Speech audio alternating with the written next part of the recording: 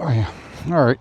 Well, good day, everybody. Welcome back to another upload of It's a Dire Thing. Rob here. And don't forget to hit the notification and the subscription. This way we always be up to date on everything that we do. What am I gearing up for? Yeah, it's finally summer here today. We are not on the EUCs. If you do follow my channel, you can kind of see I kind of do all sorts of little things. But today we're going to get back onto my brand new, for 2026, this year's motorcycle. What is that? Yeah, that's right, man. It's the YZFR9 for the 70th anniversary, 2026.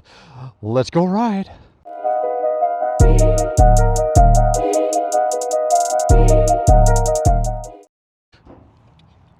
Oh boy, I tell you, it's been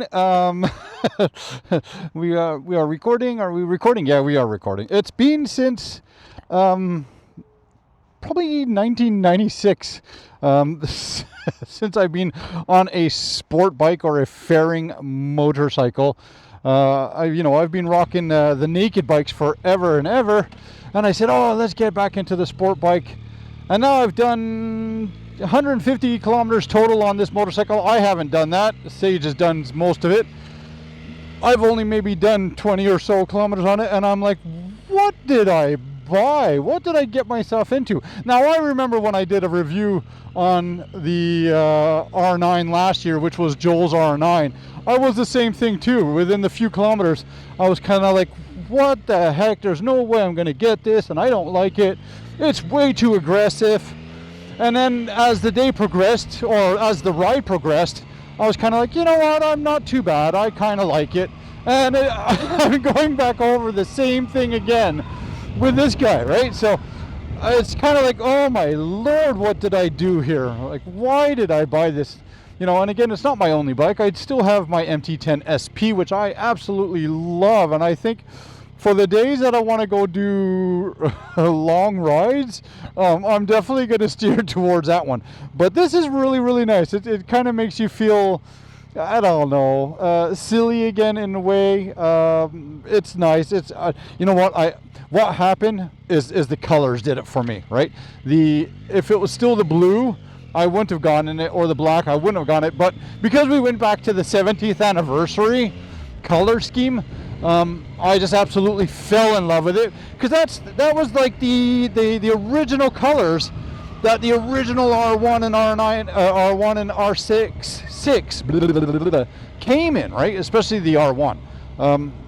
Yeah, so I am so happy that I got it, but I'm kind of like, yeah, a little bit, not regret. There's no regrets. You can't have any regrets in life, right? It was kind of like questioning, was this probably the right bike for me? No. But you know what? You got to have some fun, I guess, every once in a while. Oh, there's another biker. Today we are actually, 29 degrees on a Monday, long weekend. So there are bound to be a lot of people out there, bikers out there. You see a lot of these sport bikes now, eh? Like that one that just went by. A lot of the sport bikes are removing the clip-ons, and they're putting handlebars, straight up handlebars. Well, if that's the case, why don't you go with a naked bike?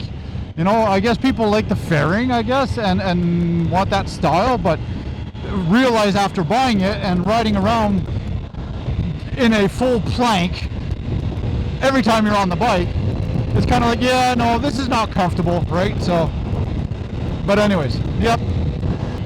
What are we doing? Silly people. All clear, all clear. But yeah, still in the break-in, so we only got 100 and, oh no, that's my range. Let's see, we got range, fuel average, instant fuel, trip 1. So we got 159 kilometers that we've done. This is really nice. I like this. 159 kilometers on the odometer. I like where everything, all these here are all adjustable, right? So you can adjust the range, you can adjust the odometer, the speedometer, the air temperature, engine temperature, fuel mileage, instant fuel economy. There's all sorts of little things, right? And then the whole dash as well. You got 3 different schemes, or 3 different themes, not schemes, themes. But I'm still not used to this flasher system. Every bike I've tried that's got these new flasher systems, I'm kind of like an old school. I like the old school button feels. It's going to definitely take some muscle memory to get used to it. You cut through the wind real nice. So, I don't know. We'll see. I think I'm going to have to kind of do a lot more push-ups and a lot more upper core strength to get used to it. And cornering is a little bit different as well, right? So, move it over this way, and you know, you don't all have to be in that lane to turn. You can turn in this lane too, right? And we are clear, we are stopped, and then we go. Always got to do your stop. And look at that, you dumbass. People, I tell you, the drivers nowadays, I don't know, man. I really don't know. I think it's when we just brought in so many people into Ontario, so many people from the globe, who also bring in their very bad habits and their driving habits. Now, some may be bad, some may not be bad, depending on where they're coming from. But it's not Canadian driving or Ontario driving for... Anyways. Peace and love, and we'll be happy, right? But there you have it, right? So we definitely got a lot more to do, a lot more to come on the riding bikes. A few little things to little add-ons, kind of like, well, like my phone, right? So now I got to kind of think, I don't know if the R9 has an auxiliary port, because it definitely didn't come with a USB. Boo! What vehicle nowadays don't come with a USB port or something that you can charge, right? Like, I understand, oh, but this is a super sport bike. But is it? Because it's got a freaking cruise control. So if it's got a cruise control, why can't it not have a USB port to charge my phone? Because technically, right, is it super sport, or is it a wannabe super sport with a sport touring? I don't know, right? I mean, it's still the CP3 engine that's a major platform for many motorcycles from Yamaha. So, but yeah, I think I definitely want to kind of look into an investment onto that. I will put like a nice little mini USB port that I can kind of plug and play, clean, make it look factory. This way I know that my phone will always be charged, which I'll be using for little R3. For my GPSer, because I definitely won't be able to put a GPS on this one. But it does come with YConnect, mind you, right? YConnect also is tied itself in junction with Street Cross from Garmin, which then, yes, you can have the mapping as well on there, which, you know what, I may do. The only thing I don't like is that in order to have Ride Connect function, you have to enable it to know your whereabouts and precise location at all times.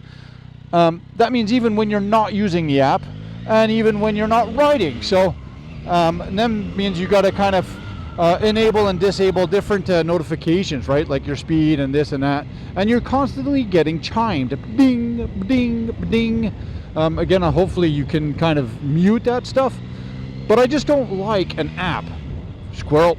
I just don't like an app where it is constantly tracking you at all time. So anyways, but that's, you know, you would have to kind of force stop it, I guess, every time you don't want it to do it. I don't know. I would have to see how much battery usage it takes by doing so, but we'll see. But that's what that is. So anyways, we got a lot more to come, a lot more to do, and now that Sage is off on the weekends, we'll be able to kind of get some nicer rides out there, and hopefully this year we kind of head a little bit more often down to the Calabogie, the Highlands area. You know what, because we ain't doing any US tours right now, not until things have settled down a bit. So stay tuned, a lot more to come, a lot more to do. Until next time, y'all be safe, have fun, take care, don't forget, keep it covered.